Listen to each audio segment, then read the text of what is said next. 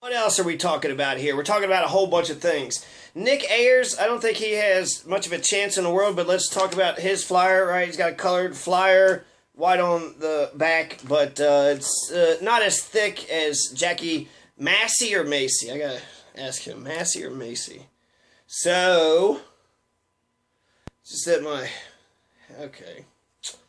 So, okay, Nicholas Ayers for Pueblo mayor, encourage Pueblo's potential. All right, so there's the man, the myth, and the legend. I got a quote here. He says, we're working on scraping this city out of the arid plains. Let's make Pueblo a shining jewel on I-25. He actually looks really good in print. In print, he looks really good. He doesn't come across as very confident, which actually, it's all about policies. It's all about policies. For me, and implementation of policies, a little bit about optics, and a little bit about relationships. So let's just read this little bit here. It's economy, education, enforcement, environment, E. So he likes E words. We find that out. Facebook.com, Nicholas Ayers for mayor, Pueblo's potential.nationbuilder.com. I was born in Pueblo by those born and raised in Pueblo, who were themselves born and raised in Pueblo. I've danced the folklorico on the streets. I went to every chili and free jolly festival. You're all slopper suck, by the way. You're ruining a good, perfectly good cheeseburger. Just smother a bunch of chili on the cheese. Why don't you just have a bowl of chili on the side with your cheeseburger? And if you want to like dip each bite, why do you got to slopper? It's sloppy. God. So I've attended District 60 from elementary to high school. So he is Pueblo through and through. So this is your best and brightest, Pueblo. You created Nicholas Ayers, so you are responsible for Nicholas Ayers, D60 directly. He was a Goodnight Gopher, a Ron Kelly Shamrock, and then a South Colt. Graduated from Pueblo Community College. Every pivotal moment of his life happened here in Pueblo City. This is why he becomes demoralized when he sees that this whole city is just one big shithole. He's like, it's not shithole. Those countries, it's right here. The shithole is right here.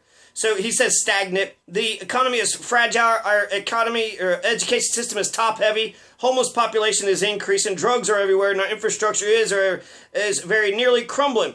So there's a lot of truth in what he says. He speaks a lot of truth. He actually had a lot of good quotes. He had said something about the Civil Service Commission, that he wouldn't want the mother of the mayor to be the director of the Parks and Recreation Department because he doesn't believe in nepotism. Just because you love your mother, that doesn't make her qualified to be Parks and Rec director. So he basically had a very good line when it comes to nepotism. And nepotism and corruption, this is the spoil system. This is where you give money and patronage and jobs to just your friends and just your family. Only your friends and your family? No, you got to give a shit about the people. Always be loyal. Be fearless and loyal to the common people. Never let go of the common people. So this is essentially, you know, he's speaking about a lot of good truth here. So when he's talking about let's make Pueblo a shining jewel, yeah, absolutely. Scraping this city out of arid plains. We're in a fucking desert. Yeah, you're right. It's in a desert. It's windy all the time. There's trash all over the place. And we need good water system. That's one good thing about Gratisar. He's like an insider, outsider. He's did the water department very well. And in a way, it's like Charlotte Perez with her Human Relations Commission. So he's only done one little job, making sure the water's good. And I'll give him that credit. My water's clean. My water's fine. And the Bessemer Ditch, and he says it's the greatest water supply ever. So, I don't know if any of that's true, but he's standing behind his work. He's been doing it for 14 years. So that was his one little job that he needed to do, take care of the water. So take care of the Human Relations Commission. So you do one job, and you do it very well, and you do it kick-ass. Then it's like, well, he did the water well, so let's give him the entire keys to the city. 22 departments, 700 employees. Let's go and give him 700 slaves, high-paid slaves. On top of 22 departments, 3 unions, and $100 million. Okay, he cleaned our water up pretty well, so let's give him $100 million. So even though Nicholas Ayers doesn't stand a chance whatsoever, he's a young man. He loves his town. I think that this actually sets him up to do anything that he wants to afterwards. If he wants to run for city council, if he wants to run for assessor, surveyor, if he sticks with it, he gets up there and he says something. Words come out of his mouth. It takes a while, but public speaking is hard. There's a greater fear of public speaking than of death. So people would rather be like, no, wait, public speak or death? Just go ahead. No, just go ahead.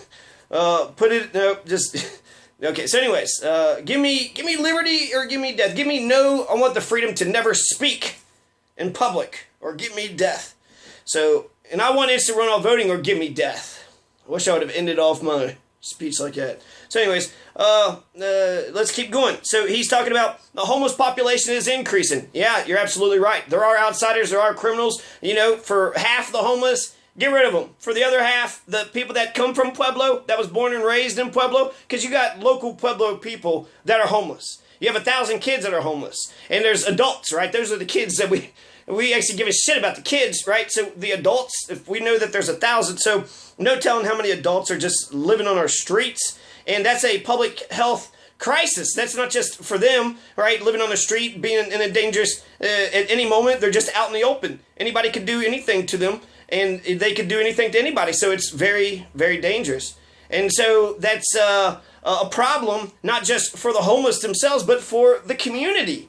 So we got the, El Pueblo Boys and Girls Club. We can get a farm, but let's, not have the abuse and I heard that there was rape. That was actually going on there too. So let's, knock it off of that fucking bullshit. But I think that having a farm, having an area, having a shelter, nobody wants it in their neighborhood. So why can't we annex? Why can't we buy 5 acres? I know we got acres. The city owns acres. They own all that damn golf course. So they could get an acre and put the homeless people that need just, temporary shelter, what the hell ever, just a nice little secret Pueblo base, right? Don't let the outsiders, you don't want to encourage more homeless to come in here because we're actually taking care of it. We're only going to take care of the people of, by, and through Pueblo. You were born Pueblo, you were born and raised here, you went to D60, so you did all that. You've been here the whole time. Yeah, you deserve a house. Your government has failed you. They don't give a shit about your life. And how are you supposed to get cleaned up and do anything? You need peace of mind. You need safety, security. You need love and belonging in order to get confidence. But at the very basic level, you need food, water, clothing, and shelter. That's Maslow's hierarchy. It came in 1953. So he's pointing out a lot of truth. The economy is fragile. Okay, it's, I'd say it's shitty. Education system is top-heavy, meaning that it's authoritarian, totalitarian from the top down. The drugs are everywhere. So, yeah, great job, war on drugs. You're really kicking ass there. Drugs are everywhere. Man, you didn't get rid of the drugs. Are you spreading the drugs around? Is that how you guys are fighting the war on drugs? By just going to neighborhoods and throwing them all over the place? Because drugs are everywhere. The war on drugs, the drugs are kicking the, ATF, the DEA's ass.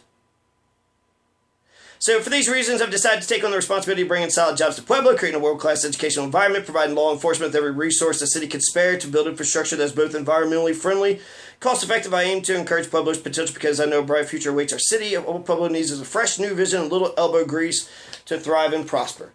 So that's Nicholas Ayers' propaganda. Now, out of the entire thing, it was Tony the Fixer Pemberton. He kicked ass. Tony the Fixer Pemberton, he is a player. He's a major player. He said that he was tapped on the shoulder by several people. He's been in here for 3 years, so total newcomer, but he's a facilities manager. He's a grandfather. He's got kids here. He's got grandkids here, so he's a family man. He was in Minnesota. He's got roots recycling, so he's already brought a small business. He's bought a small business, and he says small businesses cannot thrive in Pueblo City. So he's saying the regulations, he's slamming the city of Pueblo for their regulations, saying that they choke and they kill all small businesses out. Only large businesses can thrive there. He's already a small business owner, Roots Recycling, so he's actually recycling things. So hopefully, is he making money of that? That's genius. Why would the city not have got on that? He's making money, then that's great. He's a facilities manager at the McClellan School, which is a private school. It's on East Abriendo. There's a website here, the McClellanschool.org, 719-543-5271. So that's a little bit about him. He's we got a wife, got kids, grandkids, and he said he brought all of them there, and then they've opened 5 businesses. So as a family, as a unit, he's taking credit for all of it. I guess he's a father, and if he's taking care of them or watching out for them, all right. He trained them to be the people that they are. So he was very impressive. He was a new face. He wasn't there in the April Forum. He's there in the May Forum. I think he's a contender. He's a major player. He seems to embody the American dream. He says if there are no jobs, we can always create jobs for ourselves. He seems nice. He's Mr. Middle Class, so that means the middle class will relate to him. He seems to be a good and loving family man. So he could be the Jesus Christ Superman that Pueblo City has been clamoring for, desperately needing for draining the swamp. So Tony Pemberton, he owns several small businesses, or he tried, and he's ran several music festivals. There's this big music festival. I was going to do a profile, just list of the things he's done, but North Dakota, South Dakota, he was running a music festival for 10 years, so he's, had these big-ass parties. He's a facilities manager, so I guess he's good at managing facilities. He moved his whole family here, so in a way he's kind of like saying, look, Pueblo, out of all the cities in the world, he's, traveled, far and wide. And out of all the pieces, all the places in the world, he chose Pueblo. So you are that special that you was able to get, a Tony Pemberton to look. So he likes essentially all of our natural, beauty and qualifications. The fact that we're, close to Denver and Colorado Springs, but also a small town. And, a lot of amenities that are actually a lot of goat heads, all the goat heads you could ever dream of, lots of heroin needles, lots of prostitutes. That was a good analogy. Janet Wilson said, if you had a guest that came to your house and they had prostitutes and they had crime and raping and needles all over the place, would that guest come back? No, it would not. So we do need to cut out the crime. We do need to clean up the neighborhood, but I guess that was probably the best thing that I liked about Tony Pemberton. He was thrown the opioid and meth question. What are you going to do about the meth? And I think he knocked it out of the park. He said that he didn't have an answer. He'd be awarded a medal if he could have come up with an answer. But he said, we need love. We need to give a shit about each other. He mentioned having 30-day brainstorms, so I guess that's what he would do. All right, we need to have a 30-day brainstorm when it comes to what we're going to do this meth and opioid epidemic. And I hope he considers ending the war on drugs, because that's the only thing that's going to... We're going to need to focus on reducing the harm. So the war on drugs is a miserable failure. It's a miserable failure. And the legalization of marijuana shows that we are capable of doing great things, radical change, and without toppling all of society. So we're not ready now, we're going to be ready in a year or two now, but I feel like let's just nip this thing in the bud. That's the one solution that is going to work. Because it gives, it just increases fascism. You're messing with people that are struggling and they need help. They need, our assistance. So if it gets really bad and they're violent, yeah, I think you do need to arrest the violent people. But just the druggies, no, leave them alone. Leave them alone. They're Americans. They have a right to their own body. And if they want to, live their life as a drugged out invalid, it's sad, but that's their right. Give them a hug. Give them a kiss. Tell them that they have so many reasons to live.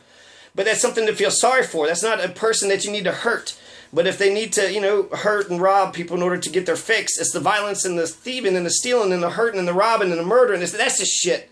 The golden rule, you don't hurt others. So people have a right to their own body. So Tony Pemberton essentially just said we need to love each other. We need to give a damn about each other. We need to, he said, to live dangerously. We need to learn about our neighbors. What are they going through? We're communities, we need to get closer. We need to get tighter. And he says if we don't know what's going on in their household, then we can't, fix the situation. We can't fix the situation at the root. The root of the problem can't be fixed. So he's saying, get to know your neighbor. Get to know your people that you live around. And we need to get into each other's lives. Find out, not what they're up to. Don't snoop. Don't pry. But just give a damn about one another. And I think that's what hit me when he says we need to know each other and care. Tony Pemberton, we need to know each other and we need to care. So nice... middle-aged family man, successful business, small business, got a, facilities manager, got a decent job, grandchildren, and he also said, create your own job. If there are no jobs, you can just make up a job. A lot of these things are sort of privileged white America, but it's a good work ethic, and that's the only way you're going to get anywhere is by applying a strong work ethic. Could I see Tony Pemberton could Tony Pemberton survive in the East Side for a day? I don't know. I don't know. I'm sure he lives in a nice, safe neighborhood. But it would be nice for him to actually, go door to door and find out the people that are really struggling. And instead of locking people up, ask them why are they in the situation that they're in. So I think he actually won the debate. So, watch out, Kingfish.